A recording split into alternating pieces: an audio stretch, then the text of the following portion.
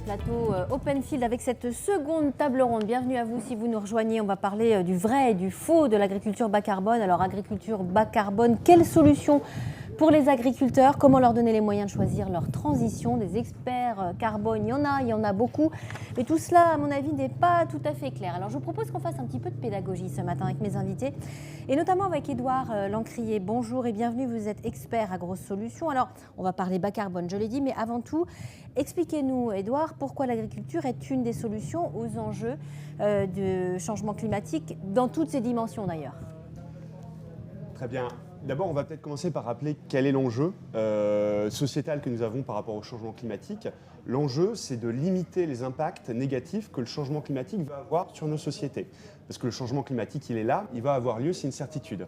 Mais pour limiter son impact, notre objectif commun est de limiter l'ampleur du changement climatique. À l'échelle internationale, lors des accords de Paris, on s'est fixé comme objectif commun d'être à plus 1,5, entre plus 1,5 et plus 2 degrés à l'horizon 2100. Et pour arriver à ça, selon les experts, il faut que nous atteignions, et c'est l'objectif collectif, la neutralité climatique en 2050.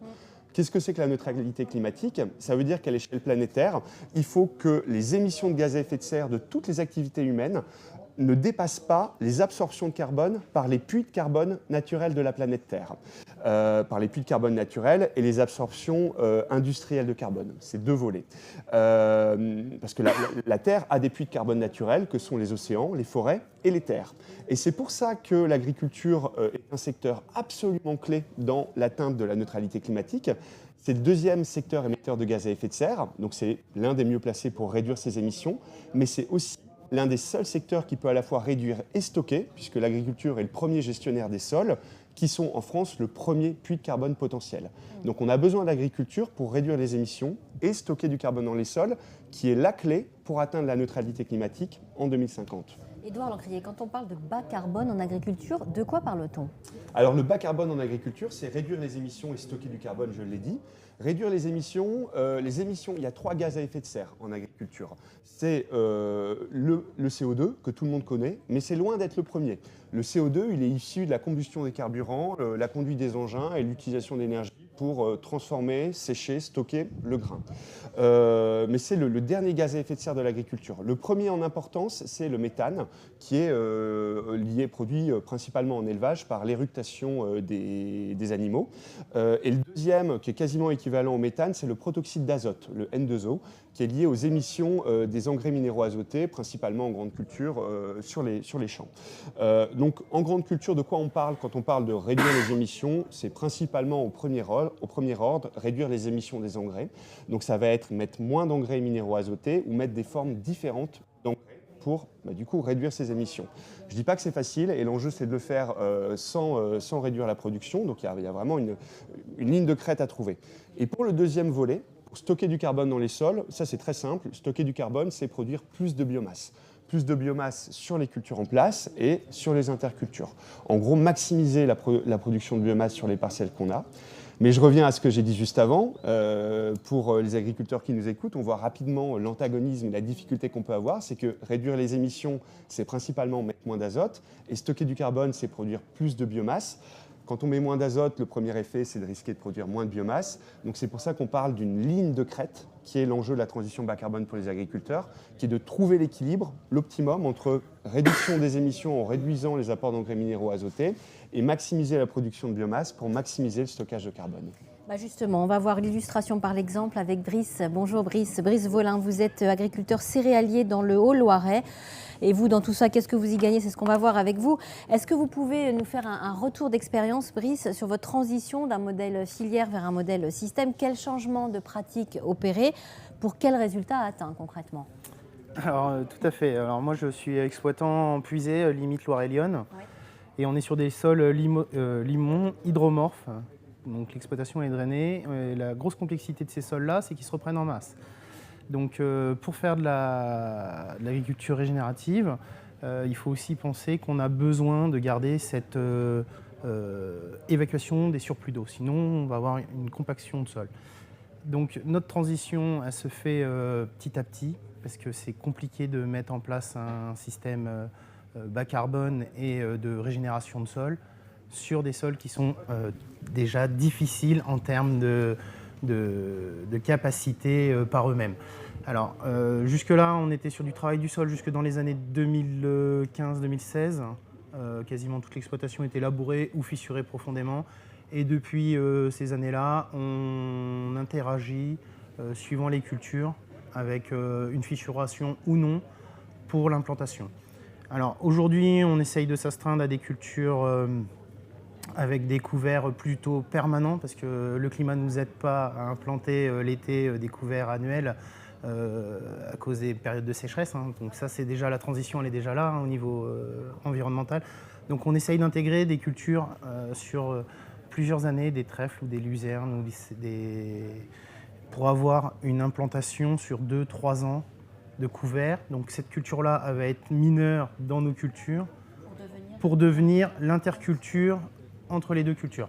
Donc la grosse difficulté, c'est qu'on a besoin de phyto quand même pour la maintenir. On a besoin d'engrais parce que tout le monde a faim. Et donc du coup, comme disait Édouard, pour faire 1 point de matière organique, il faut 1000 unités d'azote. Et on a des sols qui sont lessivés à l'heure actuelle parce qu'on a beaucoup tiré les années d'avant. L'élevage, il a été arrêté il y a une vingtaine d'années, ou tout du moins affaibli. Ce qui fait que ces sols-là, avec toutes les cultures qui ont été enlevées et pas... toutes les matières qui ont été enlevées et pas rapportées au sol, et ben on a des sols qui sont fragiles. Et aujourd'hui, on essaye d'avoir des sols le plus perméables, qui soient capables de récupérer le maximum d'eau, le maximum d'éléments, et d'éviter les premiers à-coups de météo, que ce soit l'excès ou le manque d'eau. Et vous m'avez dit, Brice, si on va trop vite, on passe à côté de l'objectif. Donc il y a ça aussi. Oui, on peut passer à côté de l'objectif parce que tous les ans, on a une récolte à faire. Parce que notre rentabilité d'entreprise est ce qu'on vend. C'est pas, on peut faire de l'agroécologie et pas être rentable, et ça c'est un gros dilemme. C'est-à-dire qu'il faut du temps. Nos sols, il va falloir 5, 10, 15 ans avant de pouvoir avoir de vrais résultats. Et il faut surtout rien s'interdire, c'est-à-dire qu'une année comme cette année, avec des pluviométries sur avril, mai, qui nous empêchaient de mettre des cultures en place, il a fallu retravailler des sols au dernier moment pour pouvoir assécher. C'est fou, mais c'est la vérité. Pour pouvoir mettre en place, et aujourd'hui, pas avoir trop asséché, parce que sinon, il ne lèverait pas. Donc il faut toujours jongler. Donc nous, la solution qu'on a eue, c'est grâce à la CUMA. Alors voilà, j'allais vous demander, vous avez dû investir dans de nouveaux matériels pour tout ça. Comment finalement se fait ce financement? Alors tout ce financement s'est fait grâce aux aides qu'on a eues au niveau des CUMA. On a eu énormément d'aides pour le financement de semoirs techniques d'implantation semi-directe, ce qui nous a permis d'apporter à la plante l'engrais, les différentes semences à la bonne profondeur, au bon moment, avec des forces de frappe qui sont assez importantes. Parce que cette agriculture-là, on a des créneaux qui sont très courts pour intervenir, parce qu'il ne faut pas que le sol soit trop sec, trop humide. Il faut vraiment savoir intervenir au bon moment, sinon on peut louper notre culture. Vous avez beaucoup d'attentes sur cette transition bas carbone. Le système le plus capteur pour vous, c'est quoi? Le système le plus capteur, c'est quasiment le système d'élevage. Ouais. Parce que si on a de l'herbe toute l'année, elle va capter toute l'année du CO2. Alors que nous, en système céréalier, il faut absolument qu'on ait une transition avec une culture intermédiaire pour compenser ces pertes d'activité. Alors, le dilemme dans tout ça, c'est qu'il faut avoir une rotation qui se tienne et à côté de ça, une gestion aussi des mauvaises herbes. Parce qu'aujourd'hui, on a un gros problème, c'est des graminées qui sont de plus en plus résistantes dans nos champs et qui nous posent beaucoup de problèmes en termes de gestion dans l'assolement. Alors demain, j'espère qu'on aura toujours nos outils phyto parce que sinon, le système ne fonctionnera pas. Est-ce que vous diriez que cette captation carbone, c'est une vraie fausse bonne idée? Non, c'est un enjeu. Je pense que, comme l'a dit Édouard, il va falloir qu'on ait des pratiques qui soient moins énergivores pour pouvoir donner le maximum de ce qu'on peut avoir de nos sols sans les épuiser. Ouais. Et savoir transmettre plus tard un outil qui sera encore fertile. L'agriculture régénérative avec la captation carbone est un enjeu majeur Mes grands-parents ont connu le drainage, mes parents ont vécu sur toute cette période-là sur des sols, de l'énergie pas chère, de la puissance dans les fermes, de la main-d'œuvre qui était facile. Aujourd'hui, on est de moins en moins nombreux, il faut savoir faire du volume, tout en ayant un œil sur la partie de nos sols, sur ce que nos sols remettent aussi dans le système. Plus on va avoir un sol qui va être capable de garder les éléments, moins il y aura d'eau qui sera perdue. Non, je pense qu'il y a un gros enjeu quand même. Édouard, je vous vois. Oui, dans ce que tu cites, qui m'apparaît, c'est que pour la première fois avec la transition bas carbone, on a une convergence entre un objectif écologique et l'agriculture. Je ne veux pas opposer les deux, mais historiquement, on a eu plutôt des frottements. Mais là, de quoi on parle? Quand on parle de remettre du carbone dans les sols, il s'agit en fait de stocker de la biomasse dans le sol et on revient à une gestion agronomique du sol. Tu as cité les mots de résilience, de fertilité. Finalement, faire stocker du carbone par les sols, c'est les enrichir en matière organique, c'est les enrichir en fertilité naturelle, accroître leur résilience, leur permettre de stocker plus d'eau. Et derrière, c'est leur permettre de faire abriter plus de biodiversité. Donc en fait, moi je vois ça comme une opportunité. Il y a plein de défis, il y a plein de défis techniques à relever. Et il faut que les agriculteurs soient aidés, soient accompagnés pour ça. Je pense qu'il ne faut pas sous-estimer ce point-là. Justement. Mais c'est assez merveilleux du point de vue conciliation de vérité agronomique et d'enjeux environnementaux. En fait. Voilà, donc au travers du retour d'expérience de Brice, on voit bien cette complexité des décisions à prendre pour un agriculteur qui doit à la fois assurer ses rendements et la résilience de son exploitation face à cette réalité du changement climatique. Diane Sergent, merci d'être là. Vous êtes directrice du développement de Bioline Solutions et coordinatrice de l'initiative Carbone & Co by InVivo. Dans ce contexte, quelle est la mission que s'est donnée Bioline by InVivo vis-à-vis des agriculteurs? Alors donc justement, Bioline, pour accompagner les agriculteurs dans cette transition et dans ces prises de décision, parce qu'il y en a des multitudes, Bioline justement tente d'accompagner les agriculteurs au travers de leurs distributeurs, ça peut être des coopératives, des négoces, des conseils, leur proposer des services et des produits pour mettre en place ces pratiques en fonction de leur spécificité d'exploitation et surtout de leur ambition et de leur volonté. Concrètement, est-ce que vous pouvez nous donner des exemples pour qu'on comprenne bien? Donc, par exemple, la première chose à faire, c'est alors Brice est un super exemple puisqu'il s'est vraiment informé, il maîtrise vraiment le sujet. Donc l'idée, c'est vraiment de comprendre quels sont les enjeux de la transition et des enjeux climatiques. Donc on a plusieurs outils, par exemple on a des OneScore, des Carboscopes, on a le Carbone Extra qui permet de faire des bilans d'exploitation et de savoir où on en est, d'où on part pour aller vers cette transition. Ensuite, on va pouvoir aider l'agriculteur à penser, concevoir son projet et surtout l'expérimenter. Et ici, on a le parfait exemple avec Openfield où on a 56 itinéraires, 4 thématiques, agriculture de conservation des sols, on a des bas IFT, on a du bas carbone et bien sûr le conventionnel pour comparer tous ces itinéraires. Donc ici, les agriculteurs et leurs conseils peuvent venir puiser des ressources pour faire ces choix. Ensuite vient bien sûr tout ce qui va être mise en place des pratiques, parce que comme le disait Brice, tous les ans il faut remettre en place des pratiques pour assurer les rendements. Et puis sans pratique, il n'y a pas de carbone. Donc on a plusieurs piliers. Le premier, c'est bien sûr les semences. Brice et Edouard ont parlé d'interculture, de plantes permanentes pour garantir la couverture des sols tout au long de l'année. Bien sûr, il y a le réchauffement climatique, il y a les problèmes d'eau. Donc il faut aussi gérer cette couverture des sols. Ensuite, on agit également au niveau de Bioline sur tout ce qui est engrais. Donc, on a 3 dimensions pour l'optimisation justement de cette denrée rare, précieuse dont on a besoin pour faire grandir les plantes. Donc, on va avoir tout ce qui est engrais donc bas carbone qui permettent de diminuer l'empreinte carbone de l'exploitation. On va avoir leur optimisation de ces doses d'engrais, donc au niveau de la parcelle, au niveau de même intraparcellaire, et bien sûr tout ce qui va être choix de culture moins énergivores, moins consommatrices d'azote, comme les légumineuses. Et puis Diane, pour pouvoir prendre quand même les bonnes décisions, il faut s'informer, il faut se former, ça c'est hyper important, sur les enjeux techniques, économiques, sociétaux. Dès lors, qu'est-ce que vous proposez chez Bioline ? Donc je vous ai donné deux axes de nos produits. On en a également d'autres qui permettent de tracer, de mesurer toutes ces pratiques mises en place et de justifier, c'est un grand mot, mais de démontrer en fait les efforts et les résultats de l'agriculture. Ouais. Et ça, c'est vraiment un pilier hyper important chez Bioline, puisqu'aujourd'hui, la donnée, le résultat, c'est quand même ce que tout le monde nous demande. Vraiment, c'est comment on justifie ce qu'on fait, c'est quoi les résultats qu'on atteint. Et donc là, on est vraiment sur le digital et donc on développe des outils de gestion d'exploitation et de suivi en fait, des pratiques dans le temps de l'agriculteur.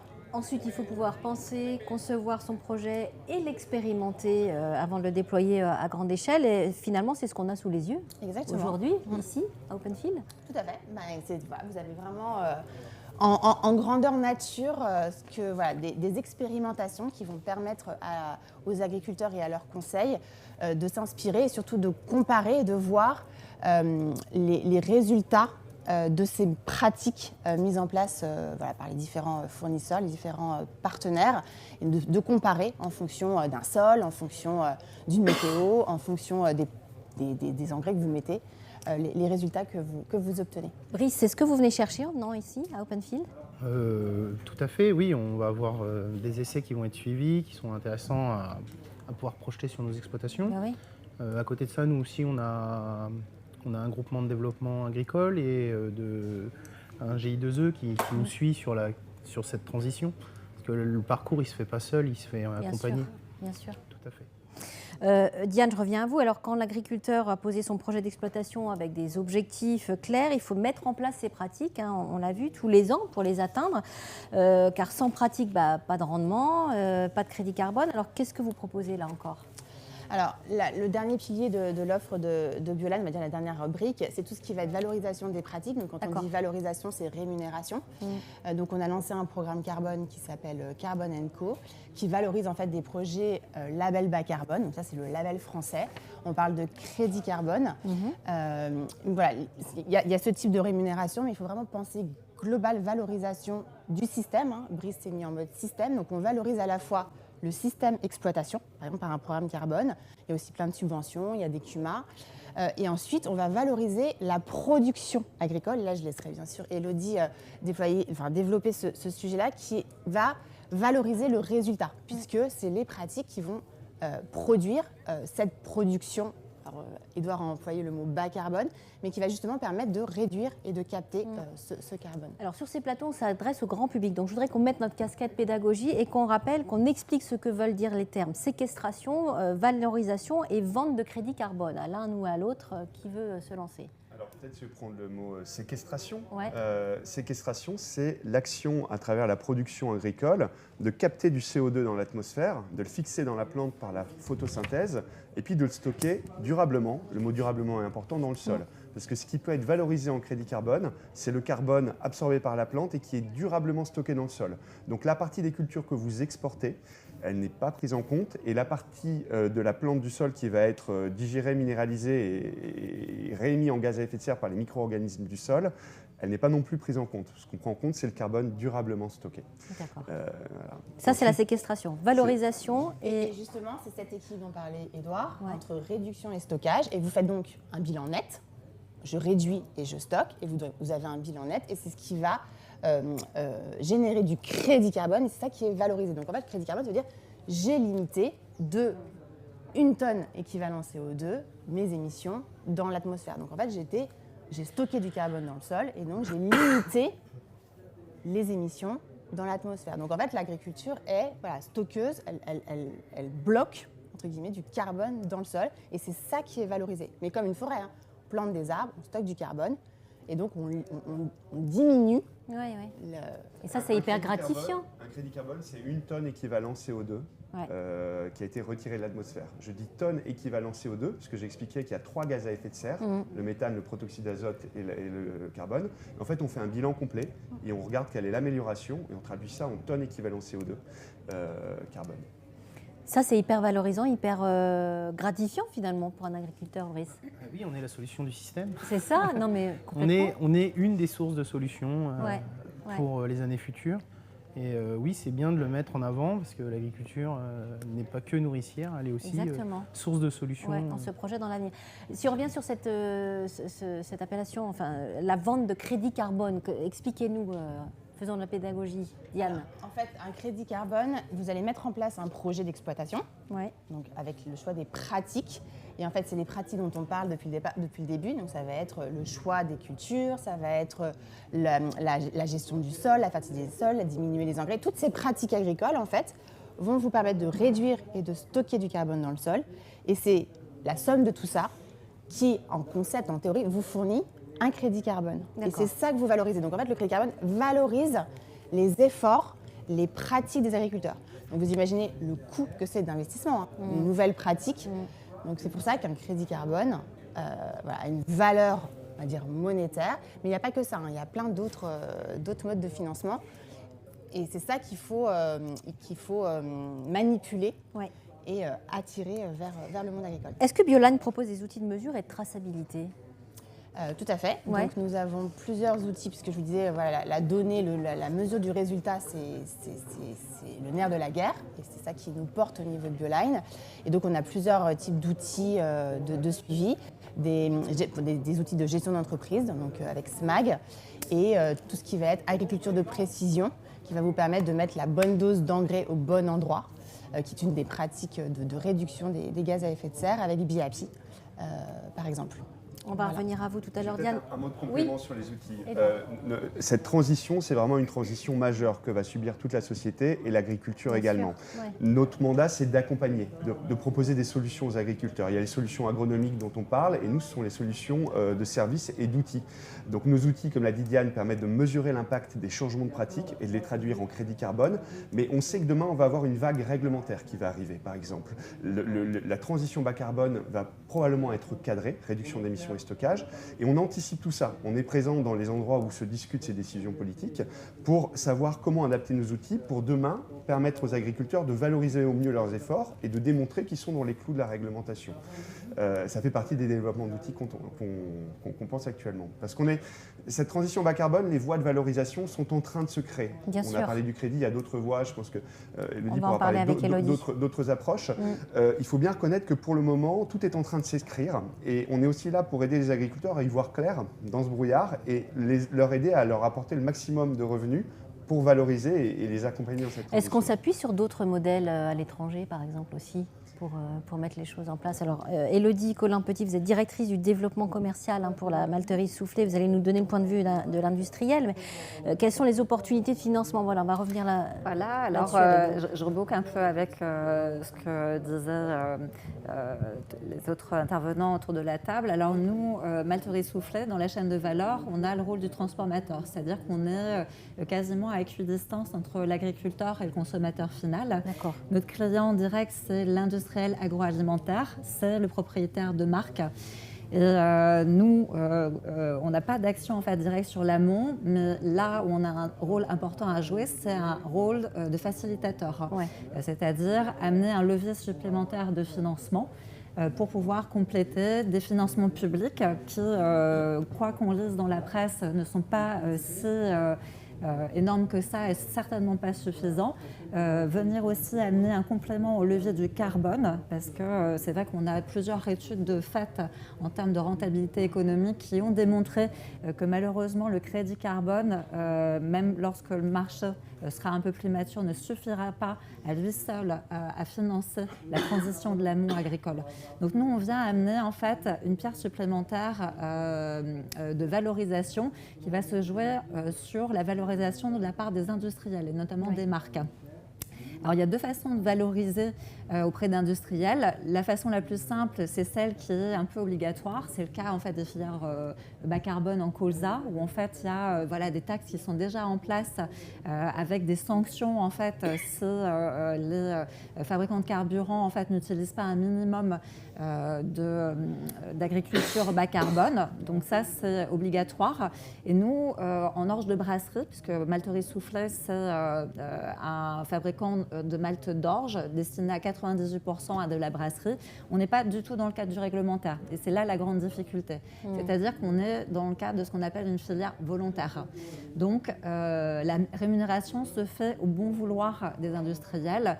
Et c'est là-dessus, en fait, que Malterie Soufflé joue son rôle. Aujourd'hui, il y a 2 axes de motivation pour les industriels agroalimentaires. Le premier, c'est le consommateur final. Pourquoi ? Parce que je pense que le Covid, même si ça fait beaucoup de mal, finalement, s'il fallait en retenir quelque chose de positif, je pense que c'est aussi cette espèce en fait, d'arrêt dans l'espace-temps où les gens, en tous les cas dans des zones qui avaient envie d'y réfléchir, se sont dit qu'il y avait quelque chose à faire en faveur de l'environnement. Et donc tout ça, ça crée une appétence pour toute la durabilité.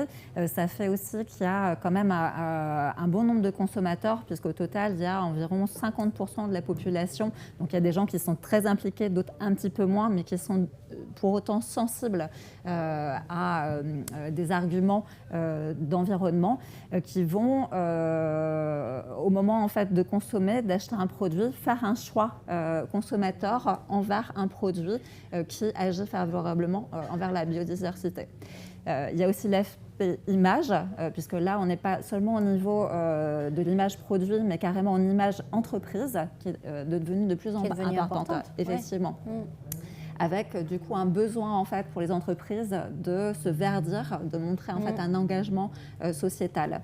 Donc tout ça, ça crée en fait des leviers sur lesquels nous, Maltor, on va essayer de travailler en essayant d'habiller des offres qui sont plus seulement en fait de l'ordre du produit, c'est-à-dire malt, orge pur. On va venir en fait travailler des offres totales. On va avoir une offre de service qui vient s'adjoindre en fait au produit. On va pouvoir donner des outils, notamment aux propriétaires de marques, pour alimenter les marques, pouvoir alimenter une communication, créer de la valeur, se substituer finalement à des outils qui étaient précédemment utilisés.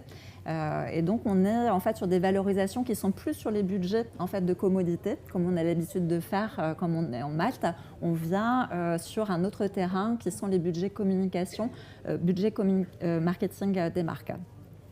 Il y a un deuxième levier qui est très important aussi pour les industriels agroalimentaires. Cette fois-ci, il est un peu moins marketing, il est plutôt réglementaire. Et Edouard t'en parlait très bien. On est pour l'instant dans une sorte de obligation de moyens plus que de résultats. C'est-à-dire que le législateur n'est pas encore arrivé au point de réglementer, de mettre des taxes. Ça va venir. Mais c'est sous-jacent, ça va arriver. En tous les cas, la plupart de nos clients se sont inscrits dans les accords de Paris, entre autres avec cet objectif de neutralité à 2050. Donc ça se matérialise avec notamment des ambitions de décarbonation sur le scope 3. Donc scope 3, je te laisse peut-être donner la définition exacte. On ouvre une parenthèse. Alors, voilà. Le scope 3, en fait, en comptabilité carbone, on distingue le périmètre sur lequel on mesure l'impact climatique de l'entité en 3 zones différentes. Le scope 1, c'est l'entreprise, par exemple, le lieu de la production.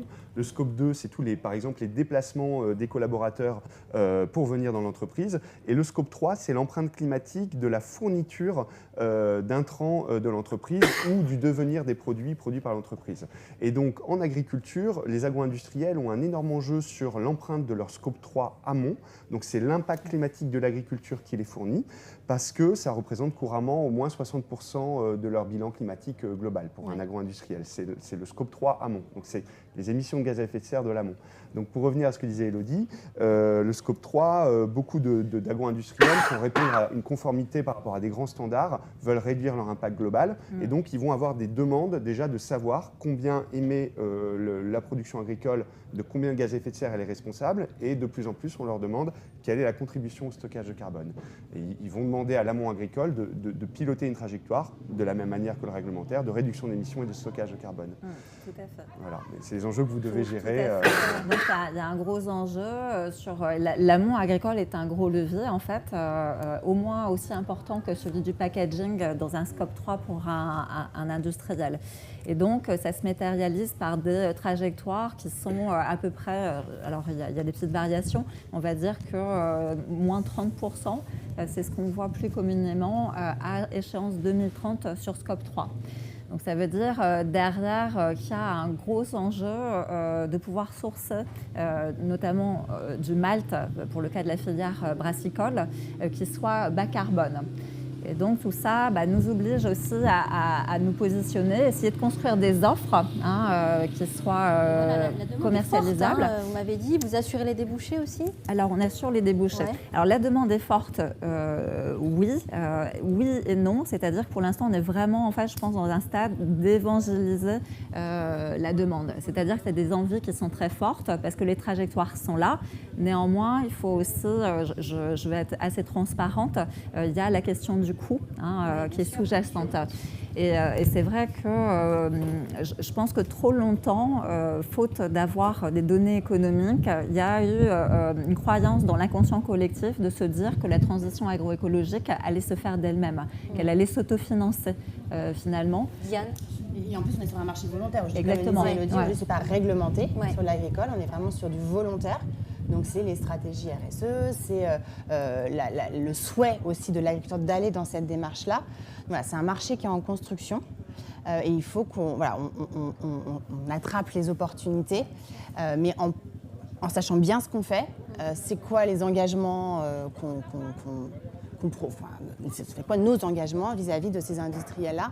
Parce que quand même, la force de l'agriculture, c'est quand même ça, c'est de pouvoir à la fois décarboner des scope 3 d'industriels, mais également stocker du carbone de compensation et de contribution. Donc effectivement, il y a, par Elodie, le financement, on va dire, par des industriels agroalimentaires, on parle de la fameuse chaîne de valeur, mais il y a aussi des secteurs en dehors de notre chaîne de valeur qui sont là pour financer ces puits de carbone, parce que voilà, c'est dans leur stratégie de contribution à cette neutralité du globe. Donc il y a aussi de l'argent à aller chercher dans d'autres secteurs qui savent que le secteur agricole, en fait, c'est leur...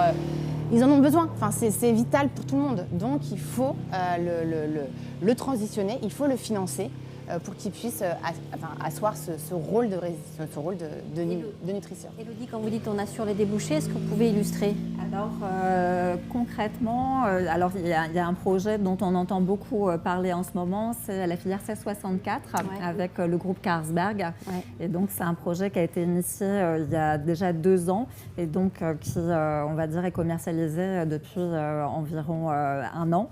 La proposition de valeur n'est pas seulement au niveau du bas carbone. Bon, là, c'est une table bas carbone, mais c'est aussi le moment de le dire que très vite, on va aussi devoir aller au-delà du carbone, c'est-à-dire être capable de parler biodive, eau, agriculture de régénération. Alors même si ce n'est pas évident à mettre en place d'un point de vue volume, parce qu'on est vraiment, nous, sur des industries de volume. Malterie soufflée, c'est 2,3 millions de tonnes de malt produites par an. Donc la scalabilité, c'est un vrai sujet chez nous. Et donc en fait, cette marque-là, c'est pas parce que c'est mon client, mais je tire mon chapeau, c'est une des premières marques à s'être concrètement engagée sur un programme valorisé. Avec un cahier des charges spécifique. Et donc, on est là sur un spectre d'environ 250 agriculteurs à horizon 2025 parce qu'on est en ramp-up, c'est-à-dire qu'on ne claque pas dans les doigts, en fait, quand on arrive avec ce genre de programme. Il y a un moment donné, il faut trouver des agriculteurs, il faut les convertir parce que c'est des nouvelles pratiques. Je pense, Brice, tu l'as dit, ça ne se fait pas du jour au lendemain, c'est systémique, ça se fait quasiment à l'échelle d'une exploitation. Et donc, il y a un deuxième projet, donc cette fois-ci qui est très orienté bas carbone, qui s'appelle Climate Care. Donc, c'est une gamme avec plusieurs références. Et donc, on a là la récolte 2023 qui va nous permettre de commercialiser Climate Trace, qui est une référence tracée, clairement, en fait, qui a des argumentaires marketing qui vont permettre aux marques de pouvoir parler de l'amont agricole, incarner l'amont agricole, parce que c'est vrai qu'on a des très, très bons retours de pouvoir en fait montrer les agriculteurs, aller sur exploitation, raconter la vérité. Ça sort un peu de ce qu'on voit dans les mauvaises communications. Et puis on a une autre référence qui s'appelle Climate Balance, où là on est plus dans le spectre marketing, mais vraiment dans un spectre RSE, on va venir en fait commercialiser de la réduction carbone, ce dont on était en train de discuter. Et donc tout ça, ça démarre très lentement parce qu'il y a un levier économique en fait à enclencher pour faire la conversion, sans quoi elle ne pourra pas avoir lieu. Bien sûr.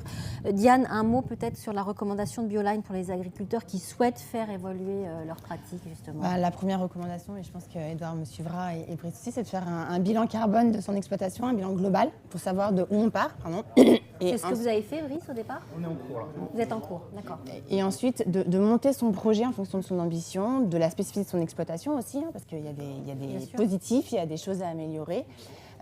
Et donc de construire son projet en se faisant accompagner, de ne pas rester seul, soit avec des pairs agriculteurs, soit avec ses conseillers. Et ensuite d'expérimenter, de penser son projet avec son conseiller. Et puis ensuite de se faire aussi accompagner sur le montage, moi j'appelle ça le montage financier, mais le montage de financement de cette transition. Donc Brice donnait l'exemple d'Ecuma sur du matériel. Ouais. Et voilà, il faut aussi penser aux subventions. Autre que la PAC, on peut penser au MAEC, il faut penser aux programmes carbone qui sont sur le long terme quand même, c'est 3, 4 ans, 5 ans d'accompagnement. Et puis de compléter avec des primes filières. Donc vraiment la globalité en fait du projet. C'est pour ça que Bioline est là pour aider ce monde agricole. Quel est le lien avec Openfield finalement? Openfield, c'est la réalité, c'est un grandeur réelle, quoi. C'est l'expérimentation grandeur réelle. Donc toutes les innovations, toutes les pratiques qu'on développe, on vient les tester sur Openfield.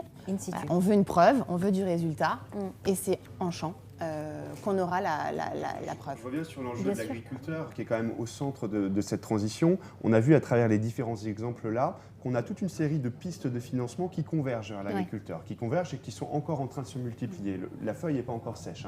On a parlé des crédits carbone. Élodie a beaucoup parlé du rôle incontournable des filières de l'aval agro-industriel pour impulser une transformation. Et elles sont essentielles. On a mentionné le réglementaire. Mais là aussi, ça veut dire que l'agriculteur qui est au cœur de cette transformation, il doit être capable de gérer tout ça et de ne pas être noyé dans des propositions multiples, des acteurs qui chaque fois vont demander une nouvelle manière de comptabiliser et de rendre compte, parce qu'il n'y a pas de création de valeur quand on ne permet pas de toucher du doigt quel est le bénéfice climatique. Il faut le quantifier. Et pour ça, c'est des méthodes assez complexes, certifiées, standardisées.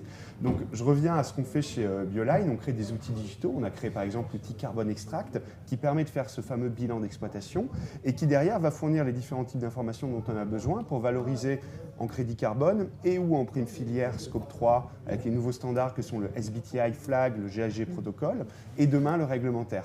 Donc, il y a tout un enjeu aussi d'innovation pour fluidifier cette transition, y voir clair et maximiser les différentes couches de revenus qu'on peut avoir pour financer sa transition. Et j'allais dire, la transition, c'est pas que le bas carbone, ça va plus loin. Ah, complètement. Et Élodie l'a bien cité, il y a différents volets. Il y a la biodiversité, il y a l'eau, l'agriculture de régénération. Élodie. Exactement, oui. Tout à fait. Et donc, il y a d'autres volets, effectivement, et c'était aussi tout l'objet du programme 1664. Je voulais juste revenir à ce que disait Edouard, et on en a parlé avant le plateau, et je pense qu'on est très d'accord là-dessus. Je vais qualifier, en fait, les labels qui existent sur le marché, en tous les cas sur HVE3, etc., de jungle.